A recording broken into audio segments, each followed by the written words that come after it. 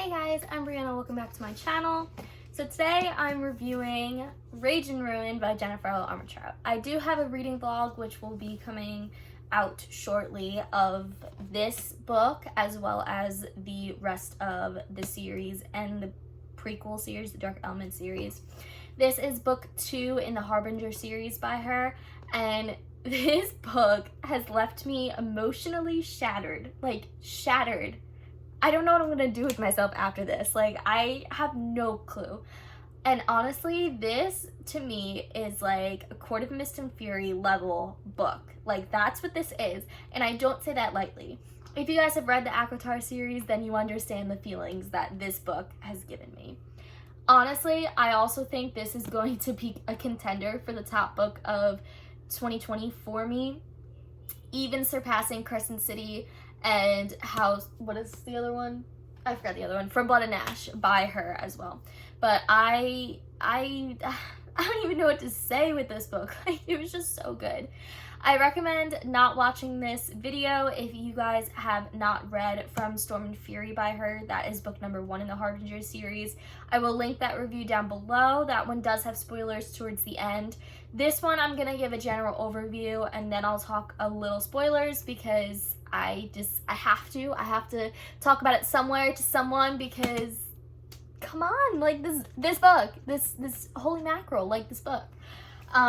But basically this is book 2. This follows Zane and Trinity. Zane is a warden who is a gargoyle, and Trinity is a trueborn. She is someone who is half human, half angel, which is also called a Nephilim. Basically, she's able to use grace, aka heavenly fire, and she is Michael's daughter, so she is able to use the sword of Michael and basically is a weapon. So the whole basis of this book is I think this book was more of character development and character growth more so than plot. The plot did happen, it just wasn't as intense until the last 100 pages, which that's a Jennifer Armentrout thing to do, so I can't say anything about that. But I do think this was more character heavy just because you see more of Zane's relationship with Trinity, and then Roth and Layla are more invested in this, as well as Cayman, who is another he's a bargainer demon or broker demon. Yeah, you do see them. This book actually has really made me like Zane a lot more than the Dark Element series, and I think I really like his relationship and his character with Trinity better than I do Roth and Layla. And I don't say that lightly because the Dark Element series made me fall in love with Roth. Like, I was head over heels. He was a book boyfriend. I loved him. And then I get to the first book of the Harbinger series, and then I get to this book, which is book 2, and I love Zane. Like, I just love his character. Everything about him. His protectiveness, his argumentativeness, he's independent, but he's smart, he's quirky, he's funny, he's just everything about him. Like, I loved him in this book, and just how he acted with Trinity is something that you want to see in a relationship, especially in a book or in real life, and I just loved him so much. This book did also leave me with questions a lot more. I question Nikolai, and I question him and Zane's relationship. I wanted to know more about the DC clan and kind of their ins and outs of things. I wanted to know more about Danica, which is another warden.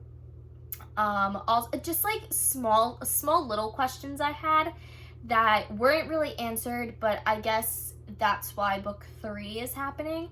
I also would like to see a spin-off series of some other characters in this world, just because I think she's creating this world to be so much more dynamic than it was originally set out to be. And I just this was literally a work of art. It was just so good, and I can't stop talking about it just because it was that good. Like, I don't know what to do with myself. I'm definitely gonna have a huge book hangover, and I don't know, I think this book was just like perfect for me.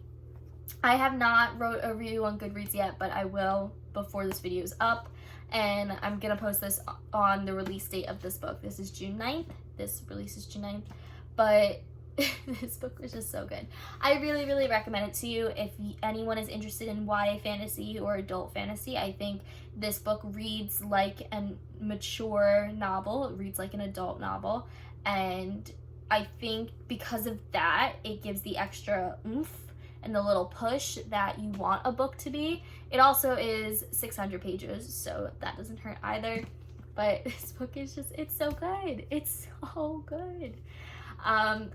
Yeah, I really, really, really recommend it to everyone just because I think this book, first of all, I love how she incorporates Rage and Ruin in the novel. She did it with Storm and Fury as well. She uses the terms in the novel. And I do like that this one also explores a different side to angels that most other books don't. I know there's the Shadowhunter series that is a popular YA series that talks about Nephilim, angels, heavenly fire, stuff like that. But I think Jennifer Armentrout kind of takes it in a different way. And I do like when she has the plot twist at the end, I do like that she brought real world concepts into the book. And I think that's very unique because she mentions a lot of things that I think people now should really think about because it's true. Like, it really is true. We kind of take advantage of how life is and stuff like that. I can't really tell you too much because it is a spoiler, but I think she kind of is really good at creating a fantastical element to a world, but making sure it's very realistic. Because again, this takes place in Washington, D.C. It's the streets of DC, different schools, you see the Capitol building, you see the monument, and it's very real life with obviously fantastical creatures that are set in there. I do also like some scenes that we see that I did talk about in my reading vlog. We see Bambi come back, which I think is really, really awesome. We see Roth and Cayman and Leela, but not to an extent that overshadows Zane and Trinity. They're more of a side character relationship. We get to see more of Zane and Trinity. We see Sam, we see Stacy, we see the school and everyone else's relationship. We see some of the DC clan, stuff like that. And I really like that she was able to insert kind of small touches of the Dark Element series in here. And she was able to not overpower the plot of this book with her old characters, and I thought that was interesting. Of course, I wanted to see more of the old characters, but I think overall she did it in such a way that the focus was on Zane and Trinity, and I really, really appreciated that. Another thing I appreciate is her writing in this.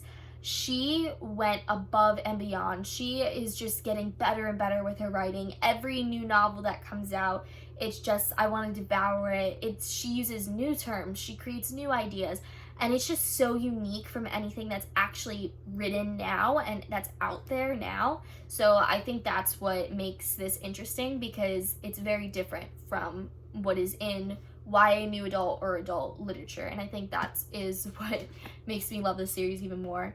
I would like to have a warden of my own. Like, come on, can we have gargoyles be real, like come to life? Thanks, I would really appreciate that. Like, come on. Okay, so now I'm gonna discuss some spoilers that I want to talk about because it just makes me like, it grinds my gears what happened in this book. So if you have not read Storm and Fury or Rage and Ruin, don't watch the rest of this part. This is going to be spoilers.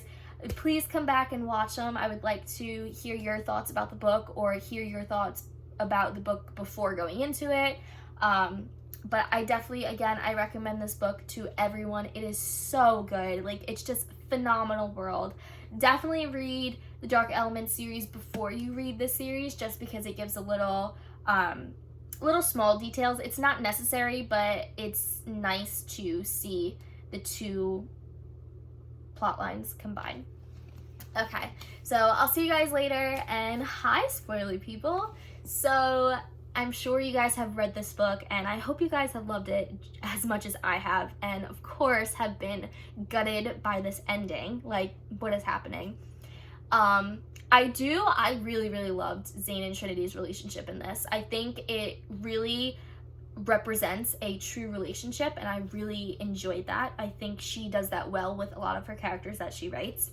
I also just, Zane just, chapter 32, come on, Zane, like, I didn't see this happen in the Dark Elements. Like, he has grown so much as a character, and I can appreciate that. Like, he went through loss of multiple people, and he comes out on the other side, and he's still smiling, he's still happy, he's still freaking eating the blandest food out there because he's a warden, but I loved him.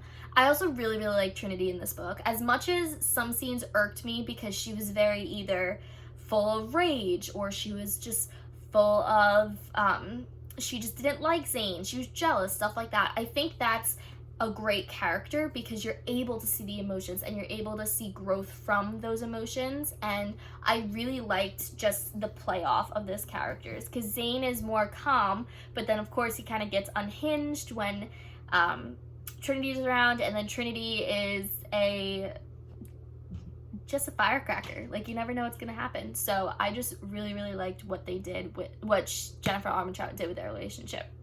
I also liked seeing Roth, Layla, and came in, and obviously the witch scene with Bambi. I expected it, but I didn't expect it at the same time. I do think it was interesting to see that side of Trinity, that she was so vengeful that she would go out of her way, even though Bambi wasn't even attached to her. So I thought that was interesting with the scene with the witches, and I want to know what the crone meant by something in front of you, so that would be interesting to see in book 3. And Bambi, when Bambi freaking took to Trinity and was making her pet her, like, Bambi, honestly, she steals the scene. She steals the cake. Like, I love that snake. She is awesome, and best side character ever. Like, Bambi, love you. And then the plot twist. I don't know what to say about it. First of all, I didn't expect Gabriel at all to be, I expected some sort of angel to be a character, but not Gabriel, because I feel like Gabriel is seen in many books as being good and holy and helpful, so I think that was interesting. I also like just the descriptions of how it looked like tar was on his wings and stuff like that, and he wasn't inherently good, and I liked that phrase, inherently good, because again, they talk about free will in this book and how we have free will to do different things and how some people take advantage of that, so I thought that was a really nice touch. I also thought adding another Trueborn was a nice touch. I still don't like how Michael is not involved. It kind of irks me, because your daughter is carrying Grace, the Sword of Michael, and you're just leaving her to fend for herself. Like, doesn't see her throughout her life, doesn't do anything. And that also could be Trinity's fault. It could be because Trinity has not called out to him, but she did call out to him twice in this book, and he didn't show up. So I think that's really important, and I think it's an interesting touch, because it's a character who lost her mother and who never had a father figure in her life, and he, like, what is he doing? Like, but it also makes for a strong female character, so I liked that part. But again, involving the school, I think that was a great touch, because everything bad happened in that school, so that was nice to see that also. The Roth and Cayman scene at the end, I didn't expect that, but they're okay, they're good, so that's fine. And the ending, I don't know what to think of the ending. Like, I can't, like, I don't get it. Like, if you've read the ending and you want to bounce your ideas off of me, go ahead, because I don't know what to think. Like, is it their relationship that caused Zane to come back as an angel, or is it just Zane being good? Is it his connection as a protector? Like, I have no idea. And I don't know if it's actually he's going to stay in that form. And then if he's in that form, does he have to stay in heaven? Or can he come and go as he pleases? Stuff like that. So I think that would be interesting.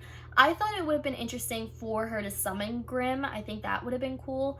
But I think having Zane as an angel instead of a warden will be weird. It will be weird, but it will be interesting to see. I don't know. I also think it's going to be pretty cool if the big boss downstairs gets involved, because Roth mentioned that was his idea to start Armageddon #1 over Armageddon #2. So I have no clue what direction she's gonna go with in the next book. And I believe it's a trilogy, so I think the next book is the last book. But I'm really, really hoping, like, my hope is, obviously, I want Zane and Trinity to find happiness and have, like, a solid ending. But I have no idea, like, how it's gonna end. I have absolutely no idea. But yeah, those are my thoughts on Rage and Ruin. There's a lot. I still have many, many more. I'll write a review on Goodreads about it. But I still have no idea what to think and to process about this book. Yeah, it was just a really, really great read, and I definitely recommend this series to anyone, literally anyone. It's a great read, and I cannot wait for book 3. I will be patiently waiting for book 3. So yeah, I hope you guys enjoyed this video, and I hope you guys will check out Storm and Fury and Rage and Ruin by Jennifer Armentrout, and I'll see you guys in my next video.